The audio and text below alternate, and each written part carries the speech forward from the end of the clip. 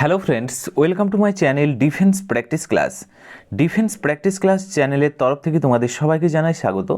প্রত্যেক দিনের মতো আজকেও চলে এসেছি আরেকটি নতুন ক্লাস নিয়ে। আজকের এই ক্লাসে আমরা আলোচনা করতে চলেছি ওয়েস্ট বেঙ্গল স্কুল সার্ভিস কমিশনের ওয়েস্ট বেঙ্গলের এসএসসি গ্রুপ সি এবং গ্রুপ ডির জন্য লাস্ট মিনিট সাজেশন। খুবই গুরুত্বপূর্ণ হতে চলেছে আজকের এই ক্লাসটি, কারণ এখানে আমরা লাস্ট মিনিট সাজেশন আলোচনা করব এবং কিভাবে তোমাদেরকে পড়তে হবে লাস্টের এই কয়েকটা দিন, যাতে তোমাদের এক্সামটি ক্লিয়ার হয়। তো ভিডিওটি প্রথম থেকে শেষ পর্যন্ত দেখো এবং লাস্টে তোমাদের স্কোর অবশ্যই নিচে কমেন্ট বক্সে কমেন্ট করে জানাবে। তো চলো শুরু করা যাক আজকের ভিডিওর আমাদের প্রথম প্রশ্ন। এখানে কি বলা রয়েছে দেখো, ইউএনও কবে প্রতিষ্ঠা হয়? ইউএনও কবে প্রতিষ্ঠা হয়? সঠিক উত্তর নিচে কমেন্ট বক্সে কমেন্ট করে জানাও। প্রত্যেকটি প্রশ্নের জন্য রয়েছে 5 সেকেন্ড সময়, তার মধ্যেই তোমরা সঠিক উত্তর নিচে কমেন্ট বক্সে কমেন্ট করে জানাবে। রাইট উত্তরটি হয়ে যাবে 24শে অক্টোবর 1945 সালে ইউএনও প্রতিষ্ঠা হয়। Option B is the correct answer. দ্বিতীয় বিশ্বযুদ্ধের পর বিশ্বশান্তি বজায় রাখার উদ্দেশ্যে মাত্র 51টি দেশ নিয়ে এর যাত্রা শুরু হয়েছিল। Option B is the correct answer. Next প্রশ্ন দেখো, 2 নম্বর প্রশ্ন, ইউএনওর পুরো নাম কি? Full form of UNO. এই প্রশ্নের সঠিক উত্তরটি হয়ে যাবে ইউনাইটেড নেশন অর্গানাইজেশন। রাইট উত্তরটি হয়ে যাবে option C is the correct answer. United Nation Organization হচ্ছে ইউএনওর ফুল ফর্ম। এছাড়াও তোমরা মনে রাখবে ইউনাইটেড নেশন নামটি প্রথম ব্যবহার করেছিলেন তৎকালীন মার্কিন প্রেসিডেন্ট ফ্রাঙ্কলিন ডি। এর পাশাপাশি এই পয়েন্টগুলো মনে রাখবে, এগুলো থেকেও প্রশ্ন এসে থাকে। 3 নম্বর প্রশ্ন দেখো, ইউএনওর সদর দপ্তর কোথায় অবস্থিত? সঠিক উত্তরটি হয়ে যাবে আমেরিকাতে অবস্থিত, আমেরিকা নিউ ইয়র্কে। Option C is the correct answer. পরবর্তী প্রশ্ন হচ্ছে 4 নম্বর প্রশ্ন, ইউএনওর মোট সদস্য সংখ্যা কত? সঠিক উত্তরটি হয়ে যাবে 193। Option B is the correct answer. মনে রাখবে ভাটিকান সিটি ও প্যালেস্তাইন রাষ্ট্রপুঞ্জের পূর্ণাঙ্গ সদস্য নয়, তবে তারা পর্যবেক্ষক রাষ্ট্র হিসাবে যুক্ত। Option B is the correct answer. Next হচ্ছে 5 নম্বর প্রশ্ন, ইউএনওর শেষ সদস্য দেশ কোনটি? সঠিক উত্তরটি হয়ে যাবে দক্ষিণ Sudan. Option D is the correct answer. মনে রাখবে 2011 সালের সুদান থেকে স্বাধীন হওয়ার পর তারা রাষ্ট্রপুঞ্জের 193তম সদস্য হিসাবে যোগ দেন। নেক্সট হচ্ছে 6 নম্বর প্রশ্ন, ইউএনওর শেষ সদস্যের রাজধানী কোথায়? সঠিক উত্তরটি হয়ে যাবে option A is the right answer, Juba. মনে রাখবে হোয়াইট নীল নদের তীরে অবস্থিত এই শহরটি দক্ষিণ সুদানের বৃহত্তম বাণিজ্য কেন্দ্র। নেক্সট হচ্ছে 7 নম্বর প্রশ্ন, ইউএনওর প্রথম সেক্রেটারি জেনারেল কে ছিলেন? সঠিক উত্তরটি হয়ে যাবে trek valley. Option C is the correct answer. মনে রাখবে তিনি নরওয়ের একজন বিশিষ্ট রাজনীতিবিদ ছিলেন। পরবর্তী প্রশ্ন হচ্ছে 8 নম্বর প্রশ্ন, ইউএনওর বর্তমান সেক্রেটারি জেনারেল কে রয়েছেন? এই প্রশ্নের সঠিক উত্তরটি হয়ে যাবে অ্যান্তোনিও গুতেরাস। সঠিক উত্তরটি হয়ে যাবে option B is the correct answer. তিনি পর্তুগালের প্রাক্তন প্রধানমন্ত্রী ছিলেন এবং 2026-এ তিনি 31শে ডিসেম্বর তার দ্বিতীয় মেয়াদ শেষ হয়েছে। 31শে ডিসেম্বর দ্বিতীয় মেয়াদ তার শেষ হয়েছে। নেক্সট প্রশ্ন হচ্ছে 9 নম্বর প্রশ্ন, ডাব্লিউএইচওর পুরো নাম কি? Full form of WHO. সঠিক উত্তরটি হয়ে যাবে option C, world health organization হচ্ছে ডাব্লিউএইচওর পুরো নাম। Option C is the correct answer. মনে রাখবে 1948 সালে এটি প্রতিষ্ঠা হয়। এই দিনটিকে প্রতি বছর বিশ্ব স্বাস্থ্য দিবস হিসাবে পালন করা হয়।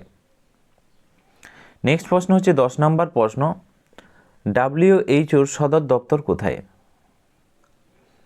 রাইট অ্যান্সার হয়ে যাবে সদর দপ্তর হচ্ছে জেনেভা, সুইজারল্যান্ডের জেনেভাতে অবস্থিত। পরবর্তী প্রশ্নে যাওয়ার আগে আমি একটি ছোট্ট আপডেট তোমাদেরকে দিয়ে দিই। সামনে তোমাদের এক্সাম রয়েছে, আর কয়েকদিন বাকি। তোমরা যদি লাস্ট মিনিট সাজেশনের জন্য ওয়েট করছো, তাহলে লাস্ট মিনিট সাজেশন আমরা লঞ্চ করেছি। আগে কোর্স ফি ছিল 299 টাকা, এখন মাত্র 99 টাকাতে তোমরা পেয়ে যাচ্ছ লাস্ট মিনিট সাজেশন।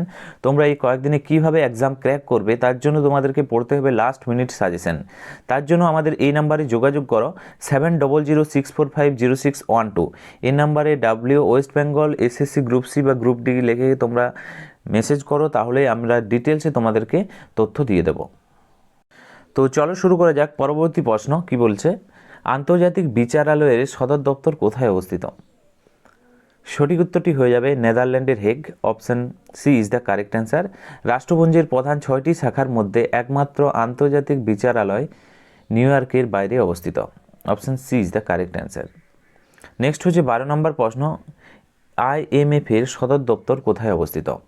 প্রথমত মনে রাখবে IMF ইন্টারন্যাশনাল মনিটারি ফান্ড, এর প্রধান কাজ হলো বিশ্বব্যাপী যে আর্থিক স্থিতিশীলতা নিশ্চিত করা, এবং এর হেডকোয়ার্টারের কথা যদি বলা হয় Washington DC। Option B is the correct answer, আমেরিকাতে। মনে রাখবে বর্তমানে সদস্য সংখ্যা যদি বলা হয় 190টি রয়েছে। নেক্সট হচ্ছে 13 নম্বর প্রশ্ন, UN ডে কবে পালিত হয়? সঠিক উত্তরটি হয়ে যাবে 24শে October. Option C is the correct answer. 24শে অক্টোবর 1948 সাল থেকে প্রতি বছর এই দিনটি বিশ্বজুড়ে রাষ্ট্রপুঞ্জ দিবস হিসাবে উদযাপিত হয়েছে। নেক্সট হচ্ছে 14 নম্বর প্রশ্ন, অলিভ ব্রাঞ্চ কোন পতাকায় আছে? অলিভ ব্রাঞ্চের কথা যদি বলা হয় জলপাই শাখা। মনে রাখবে রাষ্ট্রপুঞ্জের পতাকাতে রয়েছে। Option B is the correct answer. এখান থেকে মনে রাখবে প্রাচীন গ্রিস থেকে জলপাই শাখাকে শান্তির প্রতীক হিসাবে ধরা হয়। পতাকায় এটি দিয়ে বিশ্ব মানচিত্রকে বেষ্টন করে রাখা হয়েছে। নেক্সট প্রশ্ন দেখো 15 নম্বর প্রশ্ন, ইউনিসেফের পুরো নাম কি? Full form of UNICEF. এই প্রশ্নের সঠিক উত্তরটি হয়ে যাবে option C is the correct answer. মনে রাখবে United Nation International Children's Emergency Fund হলো এর ফুল ফর্ম। মনে রাখবে দ্বিতীয় বিশ্বযুদ্ধের ক্ষতিগ্রস্ত শিশুদের খাবার এবং স্বাস্থ্যসেবা দেওয়া হলো এর মূল লক্ষ্য, এবং এটি 1946 সাল থেকে এটি তৈরি হয়েছে। নেক্সট হচ্ছে 16 নম্বর প্রশ্ন, ভারতীয় সংবিধান কবে গৃহীত হয়? ভারতীয় সংবিধান থেকে তোমাদের এক্সামে প্রশ্ন অবশ্যই আসবে, এই প্রশ্নগুলো দেখে রাখো। মনে রাখবে 26শে November 1949। Option C is the correct answer. এই দিনটিকে ভারতের সংবিধান দিবস হিসাবে পালন করা হয়। নেক্সট হচ্ছে 17 নম্বর প্রশ্ন, ভারতীয় সংবিধান কবে চালু হয়? 26শে January 50। Option B is the correct answer. এখানে মনে রাখবে 1930 সালের 26শে জানুয়ারি 1930 সালের 26শে জানুয়ারি পূর্ণ স্বরাজের দাবি হয়, এবং ঐতিহাসিক দিনটিকে সম্মান জানাতে এই দিনটিকেই বেছে নেওয়া হয়। সংবিধান এই দিনেই চালু হয়েছিল। নেক্সট হচ্ছে 18 নম্বর প্রশ্ন, ভারতীয় সংবিধানের মৌলিক অধিকার কয়টি? সঠিক উত্তর হয়ে যাবে অপশন বি, 6টি রয়েছে। যখন ভারতীয় সংবিধান শুরু হয়, শুরুর কথা যদি বলা হয় তখন ছিল 7টি মৌলিক অধিকার, 7টি ছিল, কিন্তু 1978 সালে 44তম সংবিধান সংশোধনের মাধ্যমে সম্পত্তির অধিকারকে মৌলিক অধিকার থেকে বাদ দেওয়া হয়েছে, এবং বর্তমানে রয়েছে 6টি। নেক্সট হচ্ছে 19 নম্বর প্রশ্ন, ভারতীয় সংবিধানের মৌলিক কর্তব্য কয়টি? সঠিক উত্তর হয়ে যাবে মৌলিক কর্তব্য হচ্ছে 11টি। Option B is the right answer. মূল সংবিধানে মৌলিক কর্তব্য ছিল না। মূল সংবিধানে মৌলিক কর্তব্য কি ছিল না, কিন্তু 1976 সালে সরং সিং কমিশনের সুপারিশে এগুলি যুক্ত করা হয়েছে। নেক্সট হচ্ছে 20 নম্বর, ভারতীয় সংবিধান কে রচনা করেন? মনে রাখবে doctor BR Ambedkar. Option C is the correct answer. খসড়া কমিটির চেয়ারম্যান ছিলেন doctor BR Ambedkar. Option C is the correct answer. Next হচ্ছে 21 নম্বর প্রশ্ন, লোকসভার বর্তমান আসন সংখ্যা কত? সঠিক উত্তরটি হয়ে যাবে 543। Option C is the correct answer. আগে অ্যাংলো ইন্ডিয়ান সম্প্রদায়ের জন্য 2টি আসন সংরক্ষিত ছিল, কিন্তু মনে রাখবে 104তম সংবিধান সংশোধনীর মাধ্যমে সেটা বাতিল করা হয়েছে। নেক্সট হচ্ছে 22 নম্বর প্রশ্ন, রাজ্যসভার বর্তমান সদস্য সংখ্যা কত? রাজ্যসভার যদি বলা হয় 245। Option A is the correct answer. এবং এখানে তোমরা মনে রাখবে এর মধ্যে 12 জন সদস্যকে ভারতীয় রাষ্ট্রপতি সরাসরি মনোনীত করে। 12 জনকে ভারতীয় যে রাষ্ট্রপতি সরাসরি নিযুক্ত করে, তারা সাহিত্য, বিজ্ঞান বা সমাজসেবা বিশেষ অবদান রেখেছে, তাদেরকেই এখানে যুক্ত করা হয়। নেক্সট হচ্ছে 23 নম্বর প্রশ্ন, বর্তমানে ভারতের মোট কয়টি অঙ্গরাজ্য আছে? সঠিক উত্তরটি হয়ে যাবে 28টি রয়েছে, যার মধ্যে রয়েছে 8টি কেন্দ্রশাসিত অঞ্চল। 8টি কি রয়েছে? কেন্দ্রশাসিত অঞ্চল রয়েছে।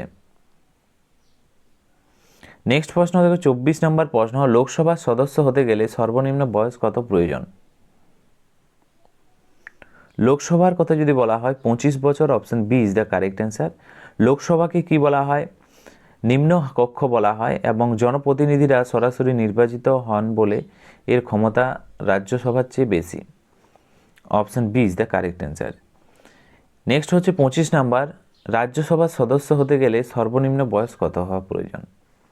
সঠিক উত্তরটি হয়ে যাবে 30 বছর। রাজ্যসভার কথা যদি বলা হয়, এটি হচ্ছে একটি স্থায়ী কক্ষ, এটি কখনো ভেঙে দেওয়া যায় না এবং এর সদস্যদের মেয়াদ হচ্ছে 6 বছর মেয়াদ সদস্যদের। নেক্সট প্রশ্ন হচ্ছে 26 নম্বর প্রশ্ন, ভারতের রাষ্ট্রপতি হতে গেলে সর্বনিম্ন বয়স কত প্রয়োজন? রাষ্ট্রপতি হতে গেলে 35 বছর। মনে রাখবে বর্তমানে ভারতের রাষ্ট্রপতি হলেন দ্রৌপদী মুর্মু, যিনি ভারতের প্রথম আদিবাসী মহিলা রাষ্ট্রপতি। Option C is the correct answer. Next প্রশ্ন দেখো 27 নম্বর প্রশ্ন, ভারতের উপরাষ্ট্রপতি হতে হলে সর্বনিম্ন বয়স কত? সঠিক উত্তরটি হয়ে যাবে 35 বছর। ভারতের উপরাষ্ট্রপতি পদাধিকার বলে রাজ্যসভার চেয়ারম্যান হিসাবে দায়িত্ব পালন করেন। নেক্সট হচ্ছে 28 নম্বর প্রশ্ন, সুপ্রিম কোর্টের প্রধান বিচারপতির অবসরের বয়স কত? নেক্সট হচ্ছে সঠিক উত্তরটি হয়ে যাবে অপশন সি 65 বছর। সুপ্রিম কোর্টের বিচারপতির অবসরের পর ভারতের কোনো আদালতে আর কোনো ওকালতি করার নিয়ম নেই তাদের। Option C is the correct answer. Next হচ্ছে 29 নম্বর প্রশ্ন, হাইকোর্টের প্রধান বিচারপতির অবসরের বয়স কত? সঠিক উত্তরটি হয়ে যাবে 62 বছর। Option B is the right answer. আগে এর বয়স সীমা ছিল 60 বছর ছিল, কিন্তু মনে রাখবে 1963 সালের 15তম সংবিধান সংশোধনীর মাধ্যমে বাড়িয়ে 62 করা হয়েছে। নেক্সট হচ্ছে 30 নম্বর প্রশ্ন, ভারতের প্রথম রাষ্ট্রপতির নাম কি? সঠিক উত্তরটি হয়ে যাবে option C doctor Rajendra Prasad. তিনি একমাত্র রাষ্ট্রপতি যিনি পরপর দুবার এই পদে নির্বাচিত হয়েছিলেন। মনে রাখবে 1950 থেকে 1962 পর্যন্ত তিনি রাষ্ট্রপতি ছিলেন। নেক্সট হচ্ছে 31 নম্বর প্রশ্ন, ভারতের প্রথম উপরাষ্ট্রপতির নাম কি? সঠিক উত্তর হয়ে যাবে option C doctor Sarvepalli Radhakrishnan. তার জন্মদিন হচ্ছে 5ই সেপ্টেম্বর এবং এই দিনটিকে সারা ভারতের শিক্ষক দিবস হিসাবে পালন করা হয়। নেক্সট প্রশ্ন দেখো 32 নম্বর প্রশ্ন, স্বাধীন ভারতের প্রথম গভর্নর জেনারেল কে? এই প্রশ্নের সঠিক উত্তরটি হয়ে যাবে lord Mountbatten. Option C is the correct answer. তিনি ছিলেন স্বাধীন ভারতের প্রথম এবং ব্রিটিশ ভারতের শেষ ভাইসরয়। নেক্সট হচ্ছে 33 নম্বর প্রশ্ন, স্বাধীন ভারতের প্রথম ভারতীয় গভর্নর জেনারেল কে? সঠিক উত্তরটি হয়ে যাবে অপশন সি চক্রবর্তী রাজা গোপালাচারী।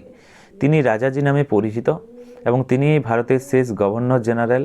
এরপর পদটি বিলুপ্ত করে রাষ্ট্রপতি পদ আনা হয়। Option C is the correct answer. Next হচ্ছে 36 নম্বর প্রশ্ন, ভারতের প্রথম মহাকাশচারী কে ছিলেন? মহাকাশ বিজ্ঞান এবং গবেষণা থেকেও তোমাদের পরীক্ষাতে প্রশ্ন আসবে। এখানে আমরা কিছু গুরুত্বপূর্ণ প্রশ্ন রাখলাম যেগুলো তোমাদের পরীক্ষাতে আসার চান্স রয়েছে। সঠিক উত্তরটি হয়ে যাবে রাকেশ শর্মা হলেন ভারতের প্রথম মহাকাশচারী এবং সালটি মনে রাখবে 1984 সালে তিনি মহাকাশে যান এবং মহাকাশ থেকে ভারতের তৎকালীন প্রধানমন্ত্রী ইন্দিরা গান্ধীকে তিনি বলেছিলেন ভারতকে কেমন দেখাচ্ছে মহাকাশ থেকে, সারে জাহাঁ সে আচ্ছা। তো এইটি বলেছিলেন তিনি মহাকাশ থেকে। নেক্সট হচ্ছে 37 নম্বর প্রশ্ন, ভারতের প্রথম মহাকাশচারী কোন মহাকাশে যান? সঠিক উত্তর হয়ে যাবে মহাকাশে যান, রাইট উত্তরটি হয়ে যাবে প্রশ্নের সোয়ুজ D11।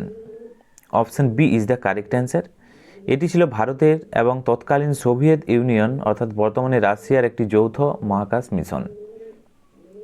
নেক্সট প্রশ্ন হচ্ছে 38 নম্বর প্রশ্ন, ভারতের প্রথম মহাকাশচারী কোন মাসে যান? মাসের কথা যদি বলা হয় মনে রাখবে এপ্রিল মাসে গিয়েছিলেন। তোমরা দিনটি মনে রাখবে 3রা এপ্রিল। 3রা এপ্রিল 1984 সালে তিনি গিয়েছিলেন। নেক্সট প্রশ্ন দেখো 39 নম্বর প্রশ্ন, বিক্রম সারাভাই স্পেস সেন্টার কোথায় অবস্থিত? এই প্রশ্নের সঠিক উত্তরটি হয়ে যাবে তিরুবনন্তপুরম। মনে রাখবে এটি থুম্বা তিরুবনন্তপুরম কেরালাতে অবস্থিত। ডক্টর বিক্রম সারাভাইকে ভারতের মহাকাশ গবেষণার জনক বলা হয়। Fathers of the Indian space program বলা হয়। নেক্সট হচ্ছে 40 নম্বর প্রশ্ন, শ্রীহরিকোটা কোন রাজ্যে অবস্থিত? সঠিক উত্তরটি হয়ে যাবে অপশন বি, অন্ধ্রপ্রদেশে অবস্থিত। এখানকার সতীশ ধাওয়ান স্পেস সেন্টার থেকেই ভারতের চন্দ্রযান এবং মঙ্গলযানের মতো গুরুত্বপূর্ণ রকেটগুলো উৎক্ষেপণ করা হয়েছে। নেক্সট প্রশ্ন হচ্ছে 41 নম্বর প্রশ্ন, ভারতের প্রথম কৃত্রিম উপগ্রহ কোনটি? রাইট অ্যান্সার হয়ে যাবে আর্যভট্ট। প্রাচীন ভারতের বিখ্যাত গণিতবিদ এবং জ্যোতির্বিদ আর্যভট্টের নামানুসারেই এই নামকরণ করা হয়েছিল আর্যভট্ট, এবং ভারতের প্রথম কৃত্রিম উপগ্রহ হলো আর্যভট্ট। এছাড়াও দ্বিতীয় প্রশ্ন দেখো কি বলছে, ভারতের দ্বিতীয় কৃত্রিম উপগ্রহ কোনটি?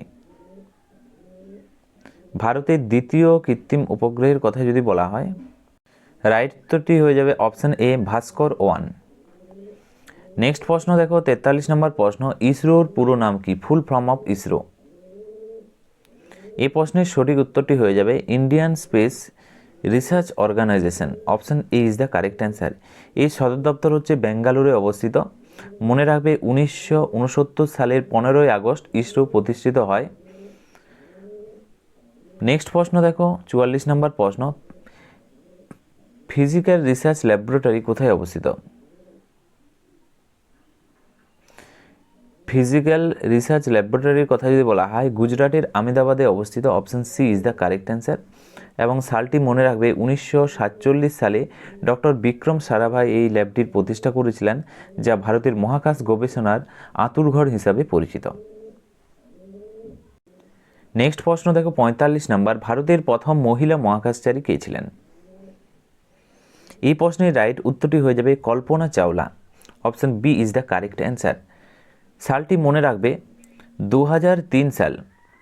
2003 সালের কলম্বিয়া স্পেস শাটল পৃথিবীতে ফেরার সময় দুর্ঘটনায় কবলে পড়লে তিনি এবং তার 6 জন সহযোগী প্রাণ হারান। Option B is the correct answer. তো ফ্রেন্ডস, এগুলোই ছিল আজকের ভিডিওর আমাদের কিছু গুরুত্বপূর্ণ প্রশ্ন উত্তর। আজকে 45টি প্রশ্নের মধ্যে তোমরা কত স্কোর করতে পারলে নিচে কমেন্ট বক্সে কমেন্ট করে জানাও। এবং ভিডিওটি যদি ভালো লেগে থাকে অবশ্যই লাইক করো এবং তোমাদের বন্ধুদের সাথে ভিডিওটি শেয়ার করো। এবং যারা last minute suggestion batch course চাইছো অবশ্যই এই নাম্বারে যোগাযোগ করতে পারো। তো আজকের এই ভিডিওটি আমরা এখানেই শেষ করছি। Thank you for watching. জয় হিন্দ, জয় ভারত।